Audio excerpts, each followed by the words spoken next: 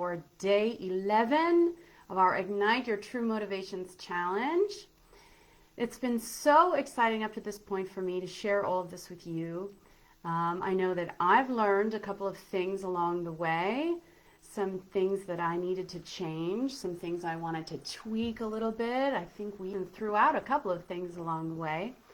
But today is sort of, today and tomorrow are kind of the rewards for doing all of this work so far, because some of it hasn't been easy, right? We've really had to look really deeply and think about some things that maybe we've never thought about before, right? And today and tomorrow are kind of like rewards for that, and that this is a really fun day. So today we're talking about quality of life, and what that means, the way I see it. And this is about who you're spending time with, the things that you have, the places that you go, the overall frequency at which you live. Yeah? So without further ado, let's have a look. There she is. All right. I think yesterday I actually put the little tabs in the right place so I don't have to go searching today. Learning, always learning. Here we go. Okay, so my quality of life. There it is. And I've got some pictures in there. You can see some things that are already giving you an idea of the kind of life that I want to have. Yeah? All right, so the first one, I believe that I am worthy of a wonderful, joyful, and abundant life, and living my highest quality of life is a choice. I will honor this life by living it to the fullest for as long as my light shines. I will live as big and as great as I can in every waking moment. This is great. I love this one, and I am absolutely positive I had help with this one. So I had help, now I'm helping you. If this resonates with you, take it verbatim. Take it just as you like it and change it around. Use it as a starting point. Let's read this one again. I believe that I am worthy of a wonderful, joyful, and abundant life. Yeah, I'm worthy, right? I deserve it. I really do believe this. Why not? Of course I deserve it. And living my highest quality of life is a choice. Okay, choice. This means that we go back to intellectual life, we go back to emotional life, we talk about character. All of these things, all of them, in my book, do have to do with choice. Yeah, I'm choosing happiness.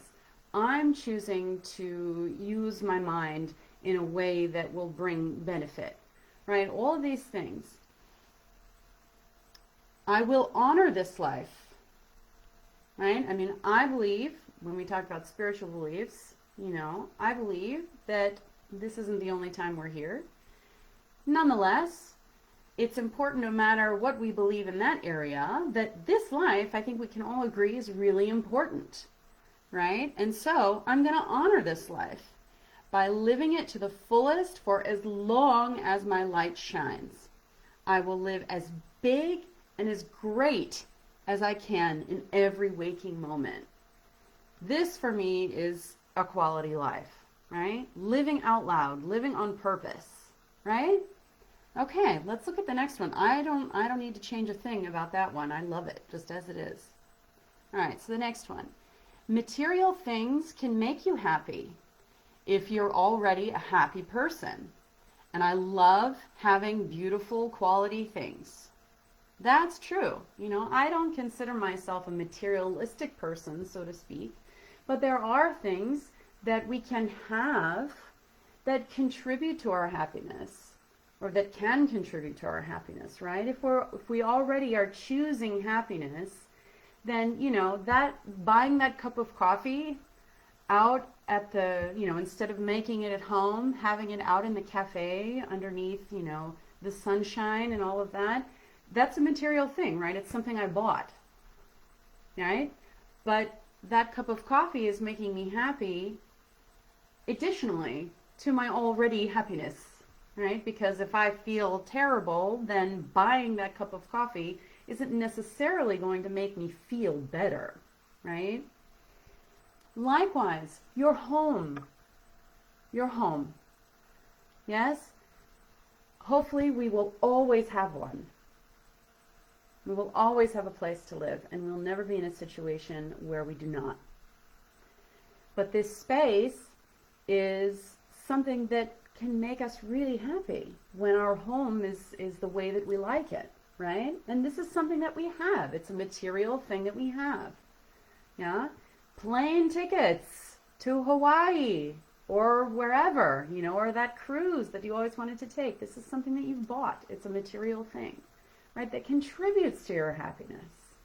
Yeah, but I'm sure that we can all agree that any experience can go well or not so well, depending upon how we choose to look at it. I can have a terrible time on the cruise. I spend a lot of money and I can have a terrible time if I choose to have a terrible time. Yeah, so material things can make you happy. I think that's true, if you're already a happy person. And I do love having beautiful quality things. I chose my outfit today because this is one of my favorite tops that I have. These are my favorite earrings. This is one of my favorite rings. This is my absolute favorite ring, double. Yeah? I love having nice things. And I don't think there's anything wrong with that. That's one of my beliefs. Yeah? And I deserve nice things. And I think so do you. Yeah? Okay, let's look at the next one. All right, this is also about material things. Material things can become an anchor and weigh you down and stifle freedom. Overindulgence in anything can backfire. I will always choose quality over quantity. Right. So this is kind of like the corollary to the previous statement, right? Material things can make you really happy, right? If you're already happy. But these things can also become an anchor and not in a sense of like, keeping you steady throughout the storm. I think this is an anchor, meaning more like a ball and chain. I think I like that better, because an anchor, that's good that we're talking about this, because my current view of an anchor is actually a positive thing. So I'm going to change anchor, and I'm going to say a ball and chain. A ball and chain. Yeah, I like that better. See, there it is. And just change it up. Yeah, spent a lot of time doing this, as you can see, but more than happy to change things when it needs changing, right? You can spend a lot of time on things and love it as it is and still change it whenever you want to. It's yours. Yeah? It can become a ball and chain and weigh you down and stifle your freedom, right? So let's say you bought a big giant house. Now, maybe you did, right? And maybe this doesn't stifle your freedom, but for some people it might. Now they have this feeling that they have to stay there forever. Yeah, and maybe they stay in that place even though the rest of their lives is telling them that they need to, pick up and go somewhere else. But they have this place that they bought, and they feel that they have to stay there. That's possible. It can stifle your freedom, Overindulgence. Ooh, I think maybe many of us have had those nights when we've indulged a little too much on food or drinks or whatever, and you don't feel so hot afterwards, right? Too much cheese. Oh gosh, right? Yeah, so this can backfire, and not just with food and drinks, but overindulgence in anything. Overindulgence in I don't know. Gosh, what else could it be? Well, too much play. Too much play with anything, right? If you ignore those things that you need to be doing and maybe you want to call it living the high life, right? So every night's a party, whether or not you're drinking, but you're overindulging yourself in the fun and not really paying attention to those items that really need your attention, those areas that need taking care of, you can get into really big trouble, right? Overspending. Yeah, that's going to harm our financial life. That's not going to do us any good. Yeah? I mean, I don't like clothes shopping per se, but I do love places for the house, you know, decorative things and those kinds of stores. And I love going in them, but you know what? I rarely buy stuff not because I couldn't, but because in the end I say, okay, well, I buy this, I buy that, and then it sits in my house, and then I have to dust it, or I have to clean it, or I have to find a place for it, you know. And so for me, that visual input is too much for me. Yeah, that's too much visual input for me in my home, because I prefer sort of empty space. Negative space is really important for me. So overindulging in all these cute little things would cause me problems, right? And so it's this sort of thing. Yeah? It can weigh you down and stifle your freedom. So we have to, you know, have a good measuring stick for those material things that are going to contribute to our happiness and those things that might be a detriment. Yeah? I absolutely believe that. Ball and chain is a good addition or substitution. Let's go on. Quality experiences are often the greatest joys in life. I absolutely believe this is 100% true. And this is where I live most of the time. I'm much more interested in going and doing things and having experiences than in having things that I can see and touch. And that's just me. I believe that quality experiences are one of the greatest things that there are. So I definitely try to organize my life around creating experiences. Yeah. You know, and this goes back also to, you know, my parenting and my love relationship and my social life. You see how these are all connected. Yeah. Quality experiences. So with the kids for their birthdays, we actually don't buy them presents. We don't buy them presents for their birthday. We take them somewhere. So, you know, we went to Legoland one year, or, you know, we went to the movies because we want to spend the time together instead of, you know, one more thing that they need to put away in their room. They have enough stuff, really. Our home is an extension of us as people. Our home is the physical reflection of our values, aesthetics, and personality. 100% true for me. And that's one of the things that I was talking about before, right? Your home. I was headed directly towards this. It's a reflection of you.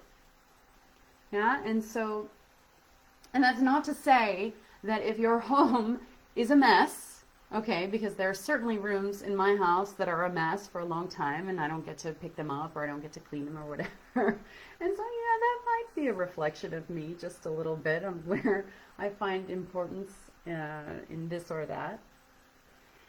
But when your home is in colors that you love, you know, when the furniture is organized in the way that you like it, it's in the style that you enjoy. Yeah, these are the things. If you have a lot of little knickknacks from all the places that you've been or something, you buy a little figurine from every place you've been and you display them all around your house. You know, this is a reflection of you and the places that you've been and the things that you've enjoyed. Yeah, so it's a physical reflection. This is so true. Yeah, and my personality as well. I don't think I need to change that a bit. Yeah, and the quality of my life certainly is affected by the way my home is. Just a brief story about the home. We're renting right now, and so, you know, there isn't a lot of things that we want to do or need to do in the home, in our home, you know, as far as additions or anything like that. But there were a couple of things that over the last couple of years that I've changed. And one of them was in this room where I'm sitting right now. This is my living room. And we had a lot of carpets on the floor. We had a lot of Turkish style carpets, you know, small sort of rugs on the floor because it was cold and it was wintertime. And we had a lot of those on the floor. And I was starting to feel somehow, sort of overwhelmed and cramped and feeling like we have too much stuff, right? But I was looking around and going, well, yeah, but we don't really have that much stuff. I mean, the books, those are not going anywhere. They're on their places on the shelves. You know, this is our music over here. You know, this is sort of the office corner that you see here, right? And so I've got my little office corner set up right here. But I was feeling really cramped in the house. And, you know, the outside world maybe had something to do with that, but I was spending a lot of time in the house, and I didn't want to feel cramped in my house. And so I got this idea to pull up the rugs, because there's a nice, you know, hardwood floor underneath. And I tell you, it changed things immediately for me. I pulled them all up, and then there was this clear, empty space. And so I realized that the floor, even the floor, as it was with all of those rugs, was not a reflection of what I needed or how I feel in that time. It was too much. And so it was not contributing to my happiness, for sure, right? So I just pulled them up. Simple solution. Simple solution. So sometimes these things are really, really easy to implement too. And again, I don't want you moving to strategy. I just tell you this example to sort of illustrate what we mean by the home being a reflection of you and how your quality of life can be affected by your home. Yeah? I mean, I definitely, you know, I've got laundry that sits in the basket, you know, the clean laundry that sits in the basket. I know you're out there. I know you feel the same, many of you. Yeah? And you know what? This affects the quality of my life too, because I see those things in the basket and I'm not appreciative, right? But in all seriousness, these things do have an effect. And so this is one of my beliefs, that it does have an effect. And so I wrote it down here, right? And so then when I go back to these beliefs and I start goal setting, yeah, and I start trying to get motivated to improve the quality of my life, this is one of those things that I'm going to look at. Right? I mean, maybe I don't have the money to go on vacation to someplace really warm right now. Maybe I don't have the time to go shopping to buy, you know, some nice new clothes. Okay? But I can go and say, hey, but I've also said my home is a reflection of my values and my personality. So what can I do in my home just as it is to improve the quality of my life? So awesome, right? Because it's so easy. All right.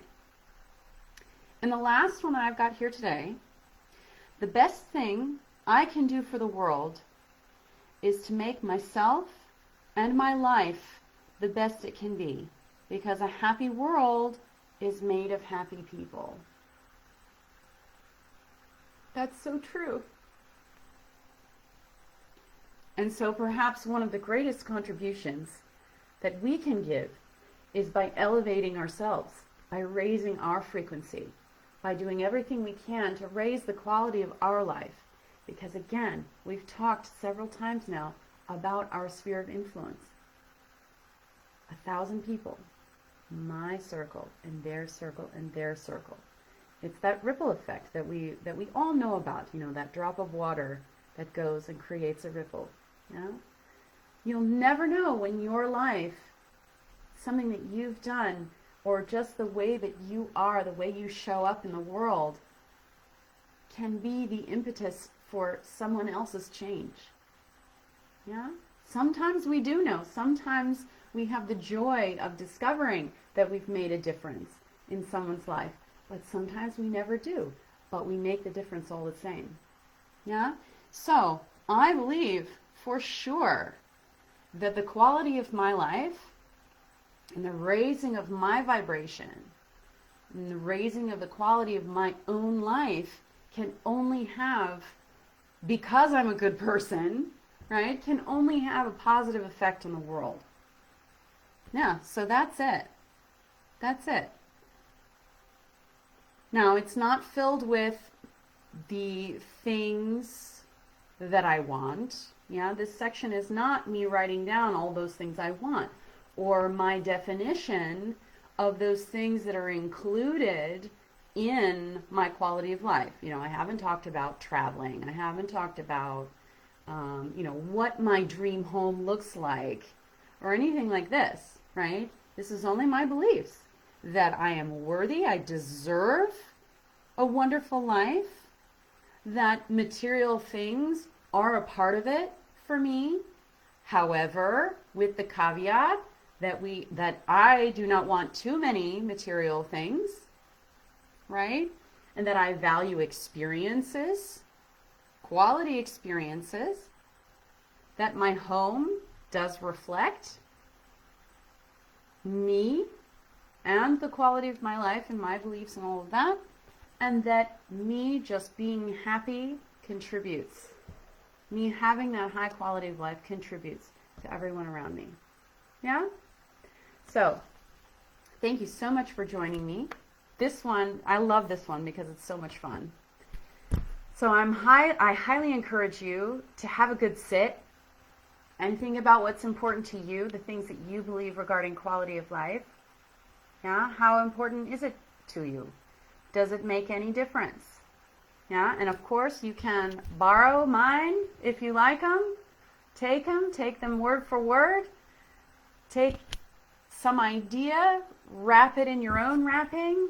You are so welcome to do that, and I'm so happy to be here in this space and for you allowing me this context to share with you. Tomorrow, my friends, is sort of the final day for new material, let's say. Tomorrow is day 12, and tomorrow is about life vision. Wow, life vision. This is a monumental one that we're going to be getting to tomorrow, so don't miss it. I'm really looking forward to seeing you all again tomorrow. After tomorrow, we're not going to do a Facebook Live. We're going to do a Zoom meeting. So be on the lookout for a post from me regarding, I think I'm going to do a little poll to see when is the best time for everyone who's signed up here in this moment, so that we can actually all meet together face to face. Or if you want, you can keep your video off. It is your prerogative. All right? So that's day 13, a real live Zoom meeting. So I'm really so jazzed about that. But first, we've got tomorrow, and first, before tomorrow, we have today. So I wish you a joyful, productive day. Have a look at those beliefs regarding the quality of your life, and I will catch you on the flip side tomorrow. Bye, everyone.